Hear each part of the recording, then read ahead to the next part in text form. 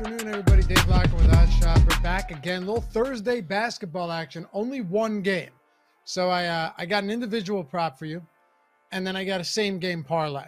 We're going to go real heavy on one player today, and we're going to go with some pretty serious odds. So stick around for that in just a minute. Before we do, though, hit that thumbs up, subscribe to the channel, leave a comment down below. And as always, hit us up on our chalkboard. I seem to just be doing significantly better there than I do on this channel, or doing on this show. So come in, check out our picks on the chalkboard every single day. Greg Ehrenberg and I are in there dropping picks. Everything's free, not just today or tomorrow, but forever. All the picks free, the conversation. We've been building an amazing community, as you guys know, as I say every single time. But if you're not in there yet, what are you waiting for? We crushed it the other day, swept the board, had the Jokic triple-double on Greg. I think I went 5-0. We're doing what we can. Yesterday, 2-2, but we keep rolling. We keep making money, building a great community. Join us. Link is app is free. The Chalkboard app. You can sync your sports books, all that stuff. You know the drill. Join us. Join the community, and make sure to pop in and say hi when you do. Don't be a stranger. Don't be a lurker. Those are weird. Come say hi. Hang out. Join the community. Down in the description. We got a couple props for you today. Well, a same game parlay, and of course an individual prop. The first one I want to go with. Bogdanovic under 11.5 points. DraftKings has this at even money. My guess is it's going to move. I think you're going to see some juice come in on the under. He's gone over 11.5 points in 3 of 5 games, but he has a 15% usage rate in this series, and he played 22 and 19 minutes in the 2 games before DeJounte Murray was suspended. So yeah, Bogdanovic played a bunch of minutes last game. Murray was out. And yeah, I understand, like, they won that game and everything, sure, but man, it was also just Trae Young being absolutely dominant. I think you go back to seeing Bogdanovic around 20 minutes on Thursday in another elimination game for Atlanta, and we're getting this at even money right now, plus 100 on DraftKings.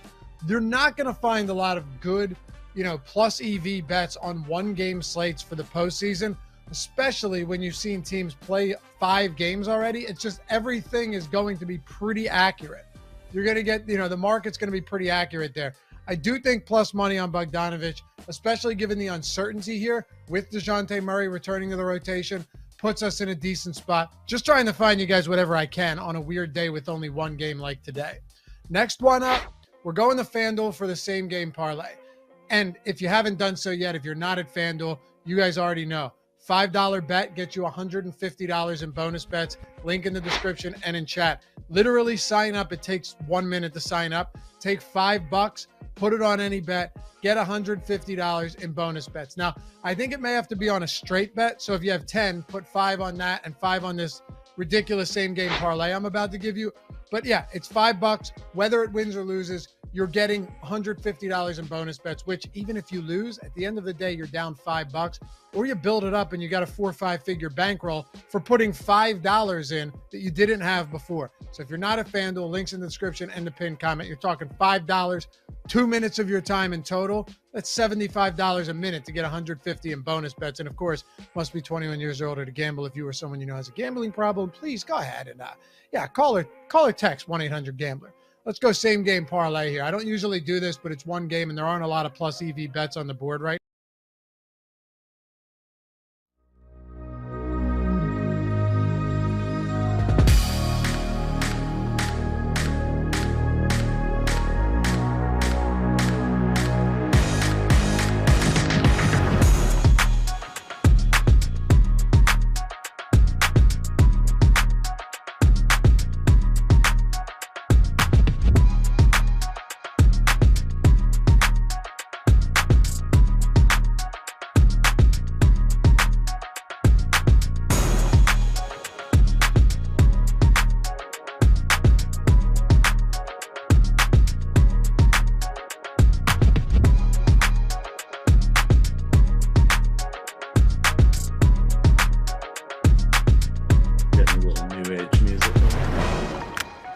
Perfect for a MLB, NBA, NFL night.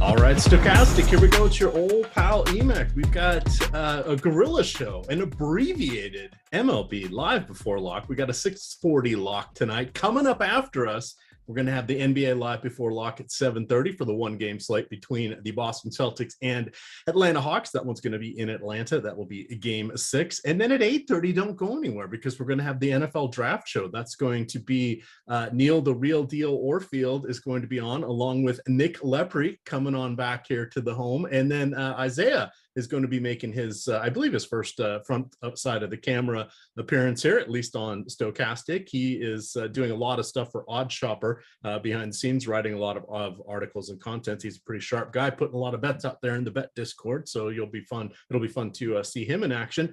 Adam, it's been a hot minute. How are you doing, my friend? Yeah, it's been a while since we've done a show together. Doing pretty well. So should be fun. Been a while since I've done live before lock. Been a while since I've done a show with you. So yeah, looking forward to it. It's a day of firsts. But let's jump on in here. Again, we've got a 5-game slate. We do have all the starting lineups, so that's quite helpful. First game we're going to talk about is the Baltimore Orioles. They are in Detroit. We're looking at temperatures in the upper 50s here. We just saw this matchup. Was it Saturday when Kyle Gibson racked up a whole bunch of fantasy points? 11 strikeouts. I don't expect we'll see 11 strikeouts from him again, but 1 per inning is definitely achievable in this matchup. He is one of my featured pitchers. I've made all my lineups already. He is one of my 3 highest owned on DraftKings. Adam, talk to us about your new pitcher, Kyle Gibson. Yeah, I mean, it's a pretty good spot for him here facing the Tigers in Detroit, one of the weaker offenses in baseball.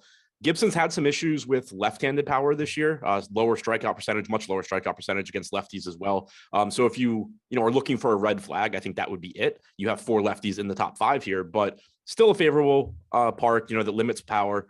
You have a lineup that isn't very good. Gibson does have about a 24% strikeout percentage against righties this year. 3.6 implied run total for the Tigers. And Gibson's somebody that we know can work deep in the games as well. So you have, 3 studs at the top on this slate in Cole, McClanahan, Cease. You have 1 clear-cut value option in Joey Lucchesi. But then the mid-range here, there's a few pitchers that look good, and Gibson's certainly one of them.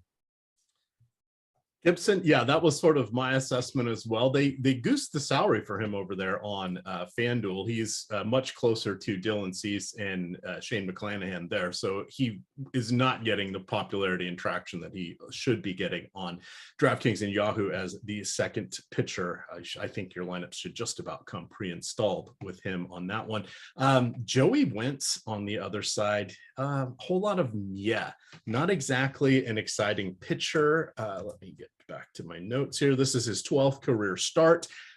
He's one of the better prospects in that Detroit farm system, but he was like many of the young pitchers, got his learning curve interrupted by the cancellation of the 2020 minor league season during the pandemic. So he didn't even make it to AAA until last year. He has got 48 innings so far in the majors. He's got 48-minute innings in AAA. 32 in the majors. So he really only has 80 innings or so against top level competition. How are you feeling about Wentz, and how excited are you to see the batters of Birdland in action tonight? Yeah, so I mean, Wentz is really cheap. And like you said, we don't have much of a sample size for him in the majors or at AAA.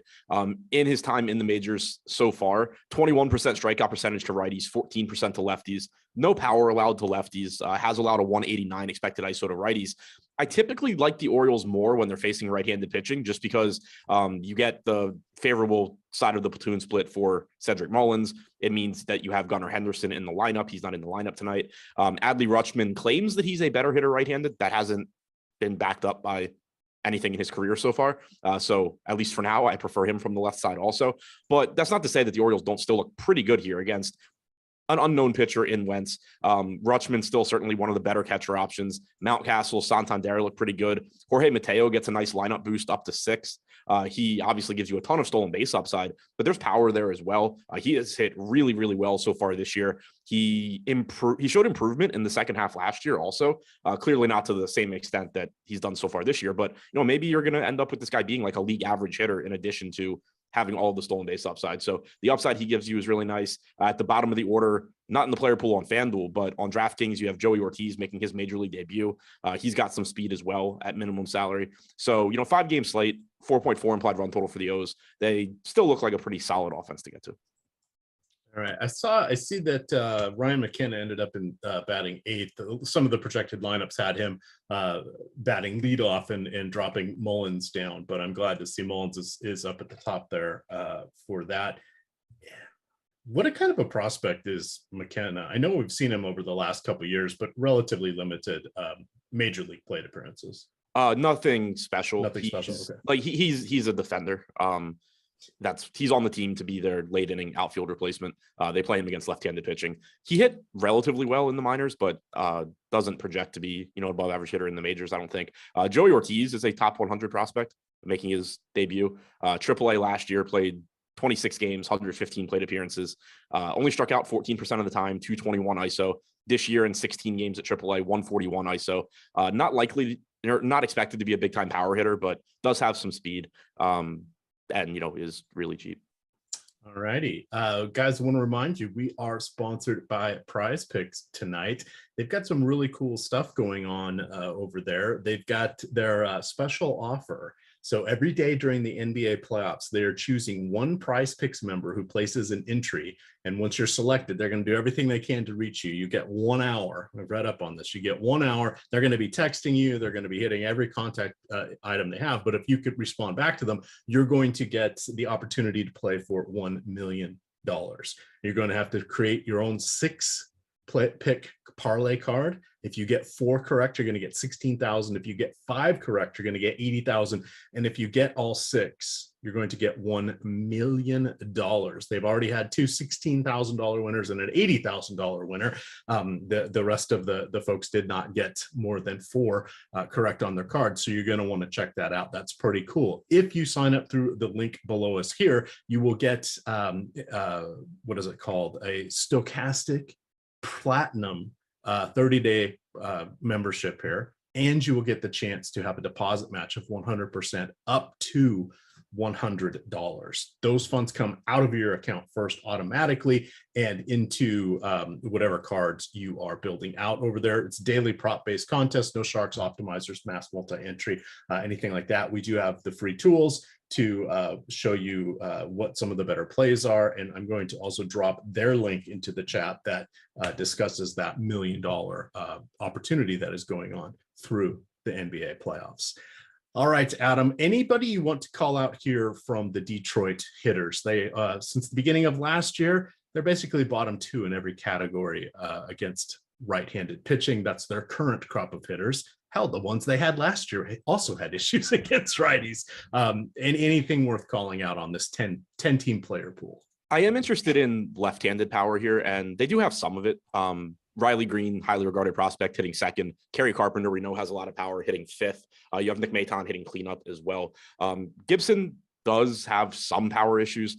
This year, he's allowed a 221 expected ISO to lefties, only a 16% strikeout percentage. Since the start of last year, about a 16.5% strikeout percentage to lefties, 172 expected ISO.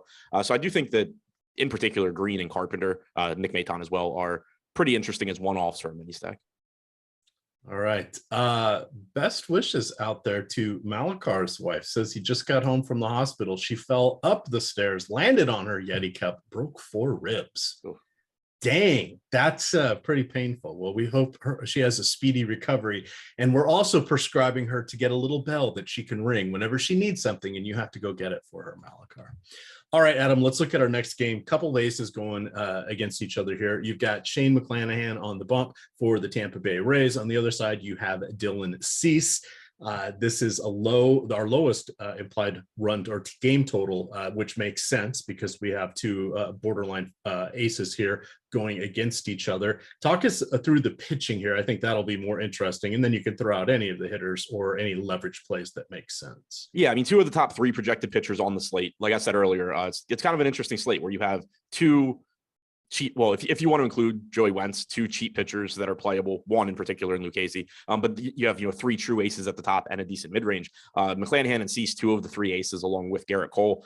The matchup is better for McClanahan. Chicago clearly not the same offensive team as Tampa Bay is, but both guys pulling right around 30% ownership. right around a 30% chance of being top 2 pitchers on DraftKings as well. So certainly happy to get to either one of them. Again, I think McClanahan looks a little bit better just because of the matchup, but it's not a huge difference. We have McClanahan projected less than 1 point ahead of Dylan Cease on DraftKings. So very, very happy to get to either one of these guys. All right. Anything else you want to mention on this? As I'm looking through the Rays were off to such a hot start on offense, but when you start to look at their team, it tails off dramatically, or their lineup does towards the bottom here. Any call outs on either side? Nothing individually. Neither one of these pitchers are guys that you can really point to something and say, like, oh yeah, like he's bad at this. Neither one really has that. With it being a 5-game slate, though, you are getting Tampa Bay coming in a little bit under-owned relative to their chances of being a top stack. On DraftKings, we still have them with about a 10% chance of being the top stack. And that's just, they're a good offensive team. And if they can get to Cease early, maybe you get them out of the game. There's a lot of upside for Tampa in the sense that when things go right, they just have a lot of good hitters. So they're not a team that I think is particularly likely to succeed. I don't like the matchup against Cease, obviously, but they are projected to go a little bit under-owned. The White Sox are projected to go under-owned also, but in terms of top stack percentage, they're coming in dead last. So looks better for Tampa Bay than it does for the White Sox. And that just speaks to Tampa Bay having better hitters. Oh, I see in chat, Wayne's World's mentioning the person who was doing the Prize Picks $1 million contest last night went 5 of 6. He had Tillman, and Tillman went under, and he had the over. Whew, that's a rough one. 5 of 6, 80,000 is quite a bit less than $1 million. Yes, it is. All right, let's move on to the Washington Nationals here. But I want to remind you guys that we do have a couple YouTube channels here. One of them is the Odd Shopper channel. You can check out the Odd Shop that airs Monday through Friday at 4 o'clock. You can see Lothy, Ben, Greg, Lindquist, Aton, all the usual guys as they break down the best bets using the premium Odd Shoppers tools and data, as well as Bet Pro. They give you some advice how to shop the odds across different sports books, as well as the different promos that are occurring at the various sports books, the boosters, the special tickets, etc. Check that out over on the Odds Shopper channel. That is Monday through Friday at 4 o'clock. Looking at our next one here, I'm curious to hear what you say about Joey Lucchesi, Adam, because I can't decide, is he going to be decent or is he going to be bad? His strikeouts come and go. There's a little bit of a power issue from time to time, but he is getting the Washington Nationals. The Nationals are countering with Trevor Williams, who's a perfectly acceptable number 4 starter, who is has the ceiling of a 17-year veteran, Zach Greinke, not the 20-year veteran Zach Greinke that we're going to see tonight. What do you think about the pitching on both sides of this one? Take us through Lucchesi first, because I think we have the chance to maybe play him as an SP2. Yeah, definitely interested in Lucchesi here. I mentioned him earlier as a pay down option, but coming in at 6,400, solid matchup against the Nats. Not the best strikeout matchup, but not a very good offense overall. And Lucchesi is just a pretty good pitcher. He missed all of last season with, I believe, Tommy John. I don't remember the exact injury, but definitely missed all of last year with an injury. But so far in his major league career, 67 starts, 344 and 2/3 innings pitched. He's struck out 24.5% of hitters. He has a 3.95 xFIP. And in his first start of the season, he threw 97 pitches, went 7 innings. So it's not like we have any workload concerns, any pitch count concerns for him here. He looks like a really good value option. He'd be pulling a lot more ownership. Like if this were yesterday's slate or one of these other slates where you just had a bunch of pitching that wasn't very good, you'd probably be getting a lot of ownership coming to Lucchesi. Not quite as much tonight, since you do have Cole, Cease, and McClanahan amongst others pulling ownership, but definitely mispriced and looks like a really good value. I just looked it up. It was a UCL injury, so that was what kept him out. Let's hit on Trevor Williams before we talk bats here. Is he going to keep the magic going of the Nationals getting lucky this time through the rotation, or is he finally going to be the one that caves? Yeah, I mean, I really like the way this sets up for the Mets. I think I've said that the last couple of days, and it hasn't worked. So, hesitant to say it again, but I really like the way this sets up for the Mets. The park isn't great, but that's sort of the only negative thing I have to say here. When you look at Trevor Williams' split since the start of last season, there's some of the craziest splits that you're going to see. He has, again, since the start of last year, struck out 30.3% of the right-handed hitters that he's faced, he's held right-handed hitters to a 136 expected ISO, 259 expected WOBA, like really, really good numbers. Lefties, though, 8.8% strikeout percentage, 257 expected ISO, 380 expected WOBA. In a limited sample this year, nothing's gotten better. He has struck out 8.7% of lefties, 377 expected ISO, 446 expected WOBA. So at least so far, it's not like he's come up with anything to suddenly make him competent against lefties. And then you look at this Mets lineup and you have Nimmo, Lindor, McNeil, Vogelbach, Beatty, all from the left side. You have obviously good right-handed hitters in Marte and Alonso as well. Kana's good. Alvarez is a highly regarded prospect. So like I said, he's been much better against righties, but these righties can hit. But the lefties in particular just look really good. So I like getting to the Mets a lot. Hopefully they, figure out how to hit sometime soon. It would definitely be helpful for that one. If we look to the Nationals lineup, I guess they have three okay hitters. You've got Alex Call, who's floated around forever. He's at the leadoff spot. You've got Joey Meneses, who debuted last year as a 30-year-old rookie. I think Alex Call, if I remember correctly, debuted as a 28-year-old or 26 or 7-year-old rookie like 2 years ago. So these guys are far from top prospects, and you're basically usually your leadoff and your cleanup hitter. Today, you've got Keibert Ruiz batting cleanup. He's a pretty solid catching prospect. You've got Jeimer Candelario, who is, at this point would be a utility guy on most teams headed to the playoffs. And then it gets even worse once we get below this. But is there anything you'd like to call out here for the Nationals? Because they are the substack that will allow you to get McClanahan and Dylan Cease on your DraftKings lineups. Yeah, nothing really. Joey Meneses is fine. Keibert Ruiz hitting cleanup at 2,800 is certainly viable as a catcher option. Stone Garrett's pretty cheap. Alex Call's cheap at the top, but 3.3 implied run total, not a favorable park to hit in. Solid pitcher in Lucchesi. You could, I guess, make the leverage argument. If Lucchesi's going to pull around 30% ownership, maybe the Nats make some sense, but there's nothing that stands out to me from the Nats. All right. Let's see what else we've got here. Just two more games. Little bit of weather there in Minnesota. Our favorite DFS weatherman says that this game should be okay. I looked at the old weather.com weather in motion, and it looks like the precipitation is going to just be skirting north of Minneapolis. So that seems to be okay. On the mound here, we have Zach Greinke, 39 years old. Adam, how many times in his last, let's say 60 starts, do you think he has allowed more than 4 runs? So meaning he has 5 or more. Yeah, it's 9 times out of the last 60. It's interesting because even the last game, Terry and I were having this discussion on our show, and I think he ended up giving up 4 runs, 2 home runs in 6 innings. He didn't get a quality start, so I didn't win because I was on his side. But he only gave up 4 runs, even though it was 2 home runs. But Terry didn't really win either. We had to call that one a tie. It's just he's one of those pitchers that just gets by. Just getting people to just miss on their hitting. What do you know the difference between a Zach Greinke fastball and a Zach Greinke changeup? I think it's like 2 miles an hour or something. I don't think there is a difference. So that's the answer now. It's less than 2 this year. So I'll say since last year it's like 2.5, 3. This year he's averaging around 90 on his fastball, like 87 on his changeup.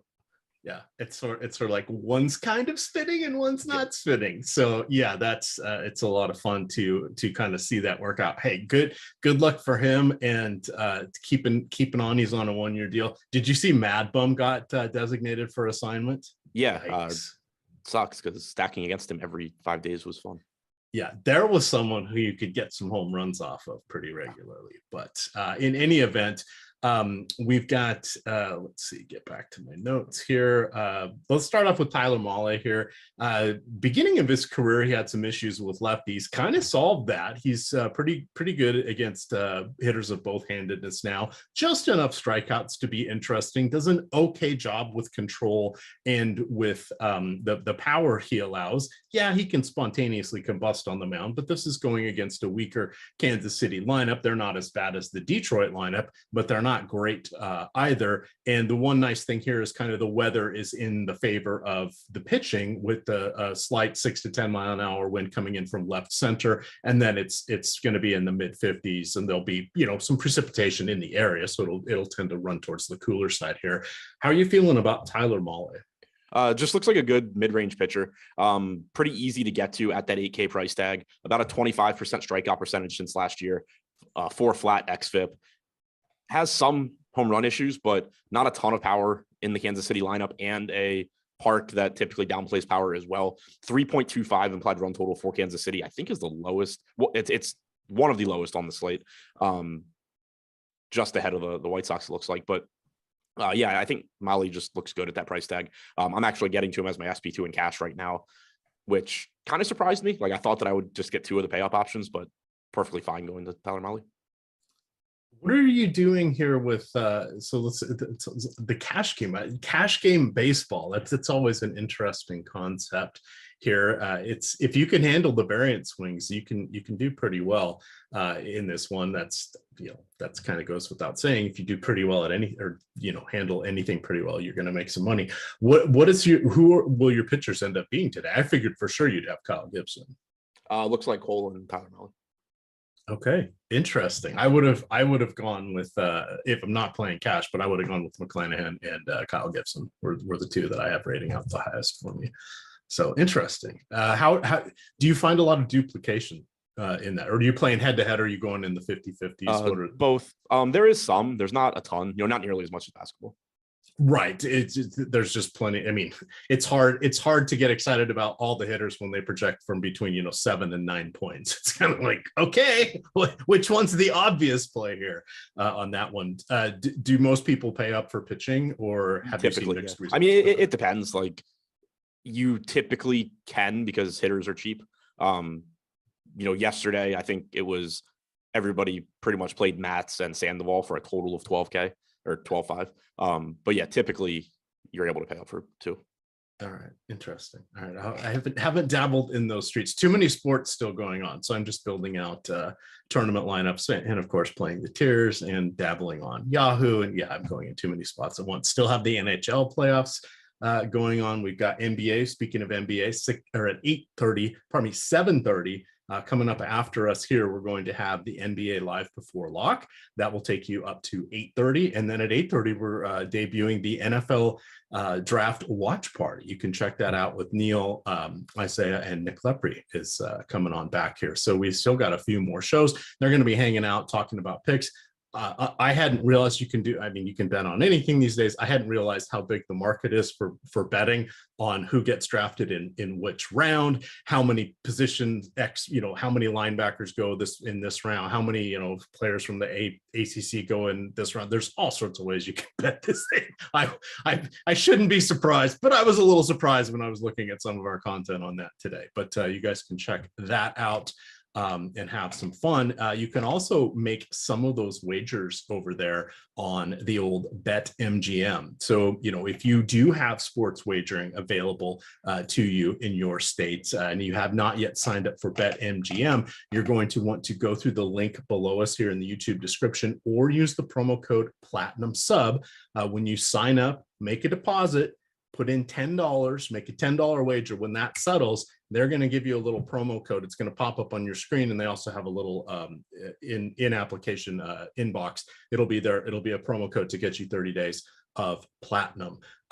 You also get your first wager is backed with bet credits, so you can wager up to $1,000, and if you lose, they will give you bet credits that you can use over the next 7 days. So even if you put in your $10 wager, that would be your first wager. It would be backed by at least a $10 bet credit. So you can check that out. It's a lot of fun. Over there, it's one of the sites or one of the sports books I use. They have some other fun promotions that they do every couple of days. So that's a good way to get in on the fun there. Reminder, most states, the legal age for gambling is 21. And if you or someone you know has a gambling issue, please call 1-800-GAMBLER. You can also text that number as well. All right, Adam, back to the fun here. Anything you want to mention about Zach Greinke? No, like you said, he's still decent at limiting power, not getting completely crushed, but doesn't get a lot of strikeouts. Not somebody I intend on getting to in DFS. As far as the Minnesota bats go, I don't mind getting to some of them just because Greinke still does have such a small margin for error when you throw 90 miles an hour, and you do have some power in this Minnesota lineup. Let's see. We've got a question for you in chat. So Tex says he had to rewind to listen to your O's breakdown, but he did want to ask specifically, would you take a flyer on McKenna as the last man in FanDuel single entry? He's looking for a cheap outfielder. It's fine. I probably wouldn't want him in my one lineup. There is certainly pinch hit risk there as you get later in the game as well. But it's baseball. Like if your lineup works and that's the piece that you need, just it doesn't matter. All right, so McKenna is 2,100. Let's say he needs 2,500 or less. Names that pop here. You could look at Franmil Reyes or Kyle Isabel going against Male. We get a righty or a lefty there. Isaiah Kiner Falefa going against Andrew Haney. I might consider him or Aaron Hicks over the others if you can only go 2,100. Yikes, you are kind of limited. You get Jackie Bradley Jr. and then the two Yankees. So that's okay. It's okay to do that because even Mike Trout goes 0 for 4 from time to time. All righty, back to the fun. We ready to hit the last game here, Adam? Yeah. New York at Texas. This is going to be a fun one. We have Garrett Cole on the bump for the Yankees. Rangers are countering with Andrew Heaney. Heaney does have some nice strikeout ability. He can also give up the long ball, and inevitably at some point this year, he's going to get hurt because that is just what he does. Talk to us a little bit about Garrett Cole. I called the Texas Rangers offense a mirage. I think it was 3 days ago, and they just put up another big score. So I'm done guessing when Texas is going to fall apart here. A longtime viewer of the show, Melissa, was giving me crap about that. Melissa, you win. Texas is looking pretty good. What do you think about Cole versus a surprisingly effective Texas offense? Yeah, I mean, I still really like getting to Garrett Cole here. No Corey Seager makes this offense not as potent. You get Robbie Grossman hitting second, who is a very annoying at bat, but certainly not as good as Corey Seager. And Garrett Cole is just phenomenal. Second highest strikeout percentage on the slate since the start of last year at 32%, 2.87 xFIP. Just a really, really, really good option. Heaney on the other side, I'm not getting to, but I do think in tournaments he makes some sense just given the massive strikeout upside he has. He actually has the highest strikeout percentage on the slate since last year, but also gives up a lot of power. As you were saying, it's kind of home run or strikeout for him. So at pretty low ownership on DraftKings, if you want to mix him in, I think it's okay. But I'm personally not getting to it. Sorry, I was reading chat there. You were mentioning Heaney or on that. Yeah. You're not getting to Heaney. Okay. No, but I think he makes sense in tournaments. From an upside standpoint, he's just not showing up for me. Gotcha. In particular, what Yankees would you go to? This feels more like some 2-mans, maybe a 3-man. You're doing a lot more home run hunting here, I think, in this matchup. Yeah, I mean, I think you can full stack too. Like if you get bad Heaney, you want all of these guys. But clearly Aaron Judge stands out as the top priority. Volpe leading off. Torres looks good. Peraza is cheap and hitting 6th. You have LeMahieu cleaning up at a cheap price tag. So it's not the best Yankees lineup since you don't have Stanton or Donaldson in there. But still just so much home run upside against Heaney. All right. Anything else from this game? Chat, if you have questions, a rare moment. We only have 5 games here. We're happy to take some questions. We can look at some of the ownership, look at some of the leverage here for the different players. But anything else you want to throw out here, Adam, before we get to some questions? Nope. All right. While the questions are queuing up here, since we're on a touch of delay, I want to remind everybody you want to get some free Stokastic premium content. We told you sign up for Prize Picks. That's way 1. Sign up for BetMGM. That's way 2. You can get those links in the description below us here, or you can go to stokastic.com/avatar. Rep the Stokastic avatar. If you place top 3 in a contest with at least 5,000 contestants, that's first, second, or third no ties, can't do the holding hands with the field across the finish line, but first, second, or third, send a tweet of that impressive showing with your Stokastic avatar in the tweet. Send that to Stokastic HOF. Lofty will talk about you on the Stokastic Hall of Fame portion for the shows. You'll get 30 days of Stokastic premium content. It's a win-win all the way around. Go to stokastic.com/avatar, and you can read the various instructions there. All right, so Ryan asks, who is the top pitcher for a FanDuel single entry tournament? And he's looking for a smaller field tournament, less than 5,000 people. Garrett Cole. Garrett Cole would be yours. I would still lean towards Shane McClanahan, but I think we're splitting hairs at that point. Do you have dong picks for the night, Adam? I don't remember who I went with this morning. I think I went Ryan Mountcastle. So you went with. No, I think I went Kerry Carpenter this morning. Okay. So yeah, I still like Carpenter. Neil went Aaron Judge, who I think has to be like the most likely guy on the slate to homer, probably. Did he at least apologize for hitting the last year's league leader in home runs? Apologize. He asked if he could take it, and I said, "Oh, sure." okay. All right. Well, you're being a little kind. Yeah, but yeah, I mean, I figure as long as it's not, like a Coors game, you're good. That is fair. Let's see. They're asking, could you rank your top 3 stacks? You said stacks? Stacks, yes. Please. Mets, Yankees. You can say it. It's Baltimore. Yeah, I mean, in terms of top stack percentage, we have it Mets, Twins, Yankees. I love the Orioles today. I like the Orioles. I like the Orioles a little bit more than Minnesota. I was giving you a chance there. You didn't have to be a homer. Jorge Acomi says, it's his monthly membership free chat here. So he's asking top 3 pitchers as well. I mean, it's Cole, McClanahan, Cease, if you can afford them, but Lucchesi gives you value. Tyler Mahle is my favorite mid-range pitcher. All right. T. McBee says Judge tops out in the top of his home run model. He said Gallo was his pick for the day. Yeah. All right. I'm going with Mountcastle. So there we are. And Jorge Mateo gets a stolen base. Let's see. What else do we have going on? They're asking about the weather. No, it looks like the rain is mostly going to stay north of the stadium. That is what the Weather in Motion on weather.com showed me, and that is also what everybody's favorite DFS weatherman said on Twitter. So sometimes I like to look at those.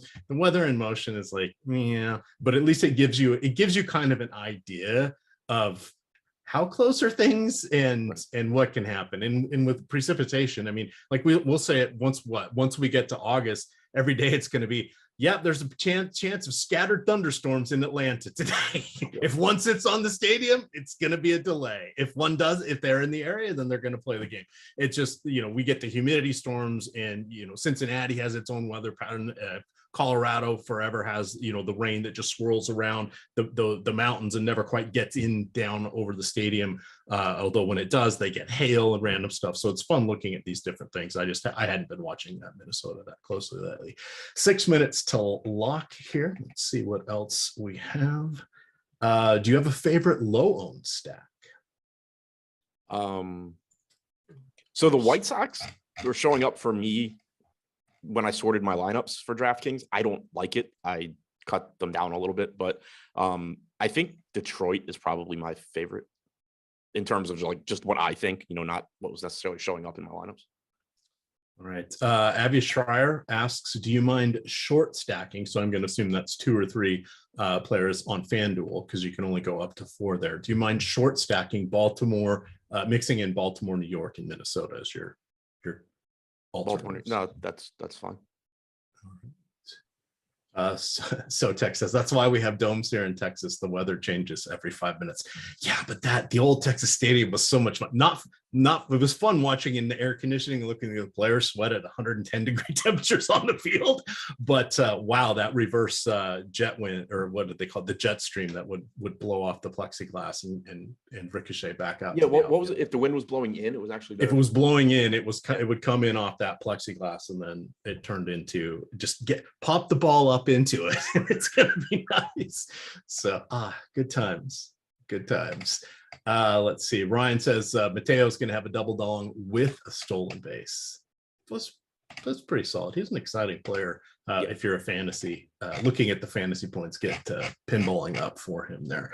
All right, we got about 4 minutes left, so everybody make sure you have your lineups in. Look at that, no scramble for me. Let me just double check that I did upload an accurate card. It's been nice. We've been getting a lot of the lineups in early today. Of course, San Francisco, or this season, San Francisco and the Angels tend to take their sweet time because they always have somebody dinged up. Yep, I got all my lineups in. 3.5 minutes to go there, but at 7:30, you guys are gonna have a chance to go get yourself some dinner, but then you can come back here and you can watch the NBA live before lock. And then at 8:30, we've got NFL draft coverage. So there's gonna be a live reaction show there. That's gonna be Neil Orfield, it's gonna be Isaiah, it's gonna be Nick Lepre. That should be fun, so you guys get a little break. But come on back, check it out here on the old YouTube channel. And then again, check out the Odd Shopper YouTube channel. We do have the Odd Shop every day from 4 to 5, telling you how to use the various Stokastic and Odd Shopper tools to help you with your sports wagering. So that is a lot of fun. Charles Moran, howdy, my friend. I see you there. It's my faves. Malakar, make sure you be nice to your wife, Malakar. Be nice to your wife. Tell her the chat supports her. So Tex is so toxic. Who else we got in there? Orton's Neckbird, Larry C. All right. Howdy, everybody. Sean V. What's going on, Sean? What's going on there? I think we're pretty good here, Adam. So I think let's wind this thing down. But final thoughts tonight. Final thoughts on the game. Do you think Atlanta holds off the Celtics for one more day? No. It's the Celtics 7-point favorites. You think they beat that? I think Celtics get it done. Okay. Oh, you want another game? Producer Mike wants another game to give Joel Embiid some rest here. So we shall see. We shall see. Let's see. Oh, here we go. DJ asks, Orioles and Detroit. What is your take on no run first inning? I have no idea. Detroit's not going to score, but I think the batters of Birdland get it done. Yeah, I mean, yeah, that's just not something I'm going to know an answer to. Reach into your pocket. If you have a quarter, take it out and right. flip it on that one. So it's no run, or yes run, and no run first inning. It is like betting on the Super Bowl coin toss. You can put all the analytics into it, or first basket made or first goal scored. Those are just bets that it's a fun sweat. Yeah, and that's about all it's good for. Using Odd Shopper, I did have over half a run in the first inning of a Cards-Giants game a couple games ago. Cards loaded the bases with one out and didn't score. Were you on the edge of your seat the whole time? No, that is money well spent. Right, yeah. I mean, am I going to win? Am I going to win? All right. Well, with that, we are at lock, so we're going to get on out of here. Tune in at 7:30 for NBA Live Before Lock, and then 8:30 for the NFL Draft Reaction Show. Thank you, Adam, for letting me come in and have some fun here on the show with you. T McBee, got to answer those texts a little more quickly next time. And then if I had to take a side on no run first inning, I would say no. You do have Mullins lefty in the first inning. You have Torkelson's bum ass hitting third, so. I'll lean though, I guess. Okay. All right. With that, find Adam at ShipMyMoneyDFS on Twitter. Always fun to see what he's stirring the pot for. You can find me at EMac DFS. Hat tip to producer Mike. Go over there to Stokastic_COM. See what's going on with Stokastic Twitter. And with that, gamers, good luck.